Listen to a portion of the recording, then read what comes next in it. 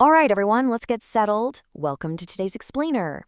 As students of international relations, you know we have to view the world not exactly as we wish it to be, but as it ruthlessly is.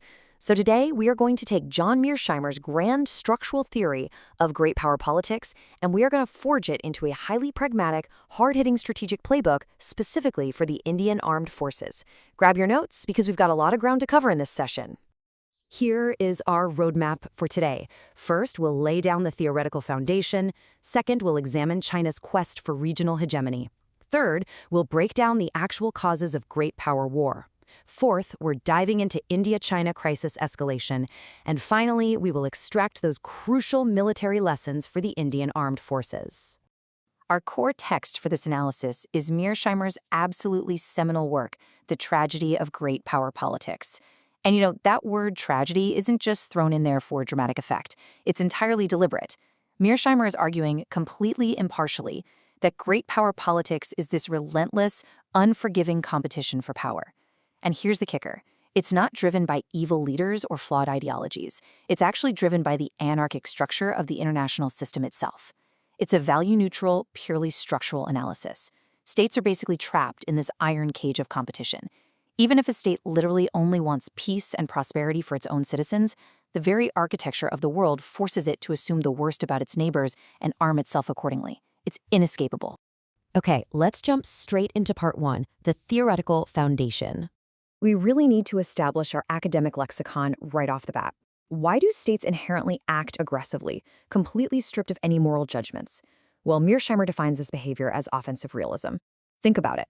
Imagine living in a world with zero global police force. There's literally no higher authority you can dial up when you get invaded.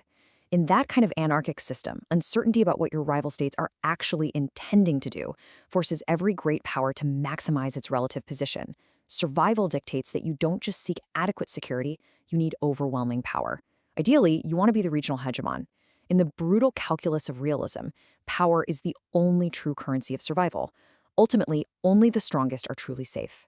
Think deeply about the specific wording he uses here, especially that word condemned, because true intentions are forever unknowable. I mean, you can never be absolutely certain that a neighboring state won't just mobilize its military against you tomorrow, no matter how many peace treaties you sign today. Conflict remains an unavoidable tragedy embedded right into the system's DNA. It's not just a simple accident of bad leadership or a diplomatic failure. It is structural uncertainty that literally condemns states to this perpetual cycle of accumulating power. As long as the system remains anarchic, states are going to operate under this veil of fear, constantly checking and balancing the power of their peers. Moving right along to part two, China's regional hegemony quest. So, applying this framework, let's examine the defining geopolitical mechanism of the 21st century, the rise of China. If we look back at the raw data from the year 2000, it paints a very clear picture. In structural realism, we always separate power into latent power, which is your wealth and population, and actual military power. Look at the latent power numbers from back then. Japan and the United States held massive wealth, significantly outpacing China's GNP at the time. But look at China's population column, over 1.24 billion people, backing a massive standing army of 2.2 million. Mearsheimer's theory dictates that as China's economic wealth catches up to its sheer demographic size, it is structurally destined to translate that massive latent power into actual military might. And its ultimate rational goal? To seek regional hegemony in Asia.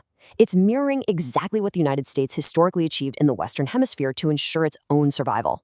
Now, if you are a neighboring state faced with a rising hegemon, you're confronted with two stark strategic choices. The first is buck passing.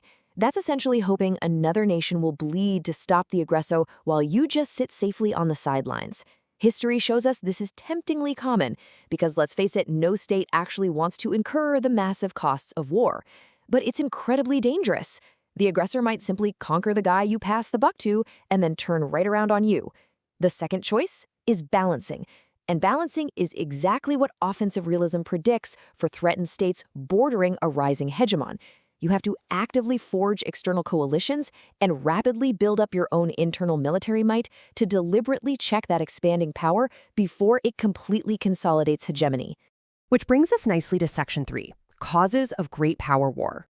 Drawing directly from Chapter 9 of our text, we need to evaluate the proximate variables that actually escalate this constant security competition into a devastating war. This is highly relevant to our China case study.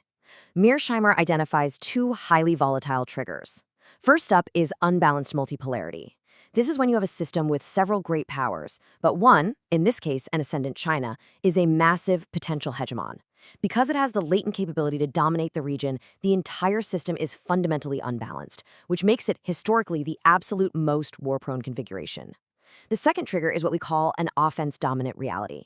This happens in a crisis environment where military and political leaders perceive that striking first, or maybe rapidly grabbing some contiguous territory, is relatively cheap and gives them an immediate irreversible advantage. When you combine those two triggers, the probability of a major conflict absolutely skyrockets. All right, part 4. India-China crisis escalation. Let's bring this right to our doorstep and map these systemic variables onto the high-stakes theater of the Himalayas. Consider the stark geographic contrast we're dealing with here. The US-China rivalry is largely constrained by what Mearsheimer famously calls the stopping power of water. Oceans make global hegemony virtually impossible. I mean, projecting massive land forces across the entire expanse of the Pacific is a logistical nightmare that heavily favors the defender. But India and China, they share a direct, contiguous, highly militarized land border stretching for thousands of kilometers. The absence of water completely evaporates that geographic buffer. It elevates the absolute non-negotiable importance of conventional, boots-on-the-ground land deterrence for New Delhi. The structural risks right there at the line of actual control are acute. While China possesses greater overall national power, what actually dictates escalation on the border is localized theater-level power. When an adversary aggressively concentrates their force locally, it creates this perceived window of opportunity. It's an offense-dominant perception that territory can just be seized swiftly. We all witnessed the deadly reality of this exact structural theory in the Galwan Valley back in 2020. To survive in this anarchic environment, India has to rapidly close these windows. We're talking accelerated border infrastructure and hardened defense-dominant force postures. The adversary has to know, without a shadow of a doubt, that a first strike will exact a massive, truly intolerable cost in blood and treasure. And finally, Part 5, Lessons for the Indian Armed Forces. This brings us to the real pragmatic core of today's lecture.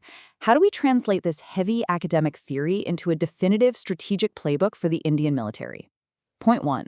Planners absolutely must base their force structures entirely on Chinese military capabilities, never on diplomatic rhetoric or empty assurances of peaceful intent. In anarchy, intentions can shift overnight with a simple change in leadership. Physical capabilities don't. Point 2. India needs to actively participate in balancing coalitions like the Quad to check regional hegemony, utilizing these alliances purely to pool resources and intelligence.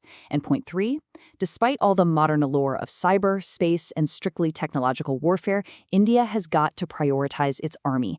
Defending and contesting high-altitude territory fundamentally requires formidable, resilient land power. However, I must strongly warn you against the fatal trap of buck passing. Listen to me carefully here. Quad partners like the United States, Japan, and Australia possess a strictly maritime focus in the Indo-Pacific. Make absolutely no mistake, they are not going to intervene with their own ground troops in the freezing altitudes of the Himalayas to fight India's land wars. It's just not going to happen.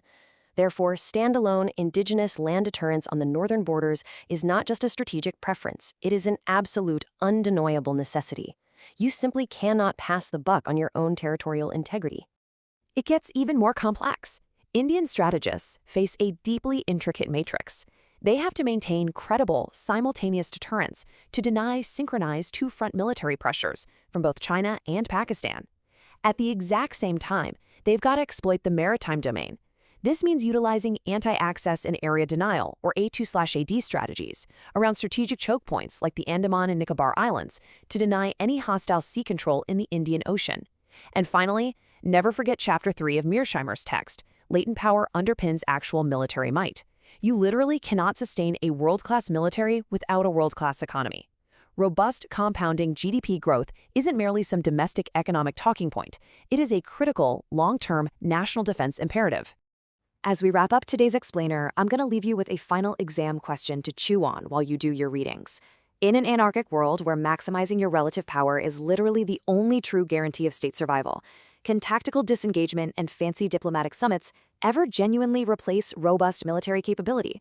Or, in the grand and relentless tragedy of great power politics, must the diplomatic olive branch always, inevitably, be backed by the unsheathed sword? Think about it. Keep analyzing the structures around you, keep questioning the consensus, and I'll see you in our next session. Class dismissed.